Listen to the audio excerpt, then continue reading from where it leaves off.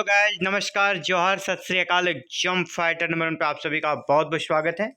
और ये official notification आप सभी का JNU से, और ऑफिशियल वेबसाइट आप यहाँ पर देख पा रहे JNU.ac.in, ये ऑफिशियल वेबसाइट है। यहाँ पर जाएंगे तो जवाहरलाल नेहरू यूनिवर्सिटी यानी JNU से असिस्टेंट प्रोफेसर की परमानेंट रिक्रूटमेंट आई है। और सिर्फ असिस्टेंट प्रोफेसर की ही नहीं, बल्कि प्रोफेसर की भी है, एसोसिएट प्रोफेसर की भी है और असिस्टेंट प्रोफेसर, तीनों की भर्ती है। तीनों टाइप्स की टीचिंग पोजीशन हैं यहाँ पर निकली हुई वैकेंसी। तो आप जिसके लिए भी एलिजिबल हो आप आवेदन करें। और मेरा जो फोकस रहेगा असिस्टेंट प्रोफेसर पर रहेगा, क्योंकि जो फ्रेशर्स कैंडिडेट रहते हैं, जो कि कह सकते हैं नए कैंडिडेट रहते हैं, जो अभी कहीं भी इंगेज नहीं है जॉब में, उनके लिए पहला स्टेप होता है असिस्टेंट प्रोफेसर बनना। तो मैं असिस्टेंट प्रोफेसर की वैकेंसी को फोकस करूंगा। एसोसिएट और प्रोफेसर वही बनते हैं जो ऑलरेडी कहीं ना कहीं असिस्टेंट प्रोफेसर के रूप में कार्य कर रहे हैं। तो फिलहाल साथियों आप देख लीजिए, ये वैकेंसी है ऑफिशियल, ये PDF है नोटिफिकेशन का। यहाँ पे देखिए क्वालिफिकेशन दिया गया है। सबसे पहले प्रोफेसर के लिए क्या क्वालिफिकेशन रहेगा, तो प्रोफेसर के लिए जैसे मैंने पहले कहा आपके लिए टीचिंग एक्सपीरियंस यहाँ पर मांगा जाएगा। तो यहाँ पर टीचिंग एक्सपीरियंस उन्हीं का होगा जो कहीं ना कहीं ऑलरेडी पढ़ा रहे हैं। ठीक है, तो इस पर हम लोग फोकस नहीं करते हैं और सीधे चलते हैं आपका असिस्टेंट प्रोफेसर। ये आ गया असिस्टेंट प्रोफेसर के लिए। आप देख पा रहे होंगे यहाँ पे असिस्टेंट प्रोफेसर पे लेवल जो है 10 है। 57,700 से 1,82,400 आपका पे स्केल रहेगा। और योग्यता सबसे पहले है कि मास्टर्स में 55% मार्क्स चाहिए। इसके अलावा दूसरा कहा गया है आपका नेट क्लियर होना चाहिए, या CSIR नेट जो भी हो आपका क्लियर होना चाहिए। अगर आपका नेट नहीं है तो अगर सिर्फ PhD है तो भी आवेदन कर सकते हैं, लेकिन PhD में शर्त है 2009 या 2016 के जो रेगुलेशन है उसके अकॉर्डिंग आपकी PhD होनी चाहिए। और आपको पता है कि 2009 और 2016 के रेगुलेशन में ये 5 पॉइंट आपके PhD में होने चाहिए। पहला क्या है कि रेगुलर मोड में हो, एक्सटर्नल एग्जामिनर के द्वारा आपका थीसिस का इवैल्यूएशन हुआ हो, इसके बाद ओपन वाइवा हुआ हो, इसके बाद 2 रिसर्च पेपर आपका पब्लिश हुआ हो UGC रेफर्ड जर्नल में, या फिर कह सकते हैं पीर रिव्यू जर्नल में। द कैंडिडेट हैज़ प्रेजेंट, आप 2 पेपर कम से कम प्रेजेंट किए हो। ये 5 कह सकते हैं कि उसमें टर्म लगाए गए हैं। अगर आपकी PhD में है तो आप एलिजिबल हैं विदाउट नेट के भी। इसके अलावे जो इम्पोर्टेंट चीज़ उस पर बात करते हैं। अब यहाँ पर है एडवर्टीजमेंट नंबर RC732025, ये वैकेंसी है। और यहाँ पे आप क्या है, सबसे स्टार्टिंग में सीरियल नंबर है, फिर आपका डिपार्टमेंट है, इसके बाद कैडर है, पोस्ट कैटेगरी है, किस कैटेगरी के लिए है, और यहाँ क्वालिफिकेशन दिया गया। तो मैंने संक्षिप्त रूप से क्वालिफिकेशन आपको बता दिया है। सब में ऑलमोस्ट वही क्वालिफिकेशन रहेगा, कुछ किसी में कुछ विशेष मांगा जा सकता है, वो अलग मैटर है। हमने कह सकते हैं सारांश रूप में सबका क्वालिफिकेशन बता दिया कि बेसिक रूप से यही क्वालिफिकेशन मांगा गया है असिस्टेंट प्रोफेसर के लिए JNU की इस वैकेंसी में। तो देखिए सबसे पहले यहाँ क्या है, school of arts and aesthetics, school of arts and aesthetics. और ये वैकेंसी अलग अलग कैटेगरी के लिए है। जैसे यहाँ पे पहले एसोसिएट का है, फिर एसोसिएट है, यहाँ एसोसिएट है।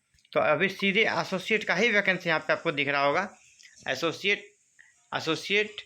और आगे बढ़ते हैं, देखिए यहाँ फिर प्रोफेसर का है, आगे भी प्रोफेसर का है। हम लोग जहाँ असिस्टेंट प्रोफेसर का मिलेगा वो हमारे काम का होगा, हमारे व्यूअर का होगा, मुझे पता है। यहाँ 24 नंबर से आ जाइए, 24 में असिस्टेंट प्रोफेसर की वैकेंसी स्टार्ट हो जाती है। कौन सा यहाँ डिपार्टमेंट है, centre for comparative politics and political theory. Assistant professor UR category के लिए यहाँ पर निकली है। नंबर ऑफ पोस्ट नहीं दिया गया है, आप आवेदन करें, आपको बाद में कह सकते इसकी जानकारी मिल जाएगी। नेक्स्ट फिर से असिस्टेंट प्रोफेसर, ये भी UR के लिए है, centre for international legal studies. दूसरा, अब आगे बढ़ते हैं तो फिर यहाँ पर देखिएगा प्रोफेसर आ गया है, प्रोफेसर, एसोसिएट प्रोफेसर। और ऐसे ही हमें यहाँ पर कह सकते हैं निकालना पड़ेगा असिस्टेंट का वैकेंसी कहाँ कहाँ है। तो फिर 32 और 33 में असिस्टेंट का वैकेंसी है, असिस्टेंट प्रोफेसर का। Centre for Chinese and south east Asian studies. फिर 33 में centre for Chinese and south east Asian studies, यहाँ पर ओबीसी वाला है और ये यूआर वाला है। तो इसी प्रकार अलग अलग यहाँ पर आप देख पा रहे होंगे वैकेंसी है सब्जेक्ट में। Centre for English studies 34 number पर है असिस्टेंट प्रोफेसर के लिए। फिर आपका 36 में सेंटर फॉर जर्मन स्टडीज, 37 में भी सेंटर फॉर जर्मन स्टडीज, और एक है ओबीसी के लिए, दूसरा है ईडब्ल्यूएस के लिए। जर्मन स्टडीज में 2 प्रकार की सीटें हैं, ओबीसी के लिए और ईडब्ल्यूएस के लिए। इसके बाद आगे बढ़ते हैं। फिर आपको मिल जाता है 39 में centre for Indian language, Indian language यानी हिंदी के लिए, ठीक है, हिंदी के लिए ओबीसी का यहाँ पर वैकेंसी है। इसके बाद असिस्टेंट प्रोफेसर उर्दू के लिए वैकेंसी है, ठीक है, हिंदी के बाद आपको उर्दू मिल जा रहा है। ऐसे ही आगे बढ़िएगा तो असिस्टेंट प्रोफेसर ओबीसी का एक सीट है आपका यहाँ पे सेंटर फॉर जापानीज स्टडीज, यहाँ 42 में देखिए जापानीज स्टडीज़ की भी वैकेंसी है। इसी प्रकार साथियों आगे बढ़ते हैं, बहुत लंबा ये लिस्ट है, 74 का डिपार्टमेंट से ये भर्ती आई है।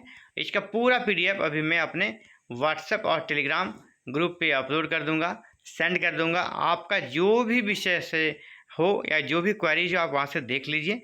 अगर आपको कोई डाउट्स हो तो आप हमें पर्सनल नंबर पे चैट कर सकते हैं या कॉल कर सकते हैं, नंबर दिया गया है, उस पर आप हमसे कॉलिंग से भी बात कर सकते हैं।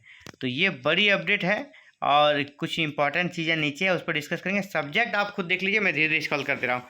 आपका सब्जेक्ट कौन सा है आप धीरे धीरे इसे मैं स्क्रॉल कर दे रहा हूँ। 74 नंबर तक हम लोग जाएंगे और 74 नंबर के बाद नीचे कुछ इंस्ट्रक्शन दिए गए, उस इंस्ट्रक्शन पे बात करना काफ़ी ज़रूरी है कि आप आवेदन किस प्रकार करेंगे। तो ये देखिए 73 और ये 74 लास्ट हो गया। आपको पूरा पीडीएफ चाहिए तो हमारे टेलीग्राम या व्हाट्सएप ग्रुप को ज्वाइन करें, वहाँ पे इस पूरे पीडीएफ को भी हम लोग भेजने वाले हैं। तो चलिए जनरल इंस्ट्रक्शन दिया गया है जो कि आपके लिए ज़रूरी है। यहाँ पहला क्या है, eligible and interested persons are required to apply online. Apply कैसा करना, online in the college in the online link available at the university website. जो लिंक है मैंने पहले आपको दिखा दिया था, jnu.ac.in कैरियर, ये आपका लिंक है, इसी पर जाकर ऑनलाइन आवेदन करना है। और कुछ डिटेल्स यहाँ पर चीज़ों की है उसको हम देखेंगे जो आपके लिए ज़रूरी होगा, उस पर ही बात करेंगे। बेकार बहुत सारी चीज़ें जनरल वे में रहती है जो कि हर किसी को पता है, उस पर डिस्कस करने का कोई मतलब यहाँ पर नहीं है, उस पर डिस्कस हम लोग नहीं करेंगे। आप लास्ट में यहाँ देख लीजिए 29 में क्या कहा गया है कि एक तो वो है ही, और दूसरा फिर आवेदन करने का आपको CU चयन पोर्टल से भी आप आवेदन कर सकते हैं। आवेदन आपका 7 जुलाई से स्टार्ट होगा, लास्ट आपका 5 अगस्त, यानी आपके पास समय है, आपके पास समय काफ़ी आज 7 है और आज से ही आवेदन आपका स्टार्ट हो गया है और लास्ट डेट आपका 5 अगस्त तक। आप आराम से आवेदन करें, सब कुछ समझ बूझ लें। और एक अच्छी बात यहाँ है क्या, देखिए 2000 रुपये लग रहा किसके लिए, जो जनरल है, ओबीसी है और ईडब्ल्यूएस, जबकि जो बच्चे SC ST या दिव्यांग हैं और या फिर महिला है, किसी भी कैटेगरी से क्यों ना हो, उसके लिए कोई भी आवेदन शुल्क यहाँ पर नहीं लग रहा है। तो ये बड़ी अच्छी खबर है उन सभी के लिए, SC ST और दिव्यांगजन और महिलाओं के लिए, कि आपसे कोई फ़ी यहाँ पर नहीं ले जा रहा है, आप फ्री में मुफ्त में आवेदन कर सकते हैं। और शानदार नंबर 1 जो कि यूनिवर्सिटी है, हालांकि काफ़ी विवादों में भी रहती है JNU, यहाँ पर आप खुले विचारों वाले एक संस्थान में असिस्टेंट प्रोफेसर आप बन सकते हैं। ये आपके लिए गोल्डन अपॉर्चुनिटी है, तो अपने तैयारी पे लग जाए। अगर आप एलिजिबल हैं तो इंटरव्यू की बस तैयारी करनी है, कोई एग्ज़ाम यहाँ पर नहीं होना है। आप सभी का हमसे जुड़ने के लिए बहुत बहुत आभार। जय हिंद, जय भारत। साथियों इसी प्रकार हायर एजुकेशन से जुड़ी हर एक छोटी बड़ी वैकेंसी के अपडेट को जानने के लिए और समुचित गाइडलाइन को पाने के लिए चैनल को सब्सक्राइब करें, बेल आइकन को प्रेस करके ऑल बटन को जरूर क्लिक कीजिएगा। आप सभी का बहुत बहुत आभार। जय हिंद।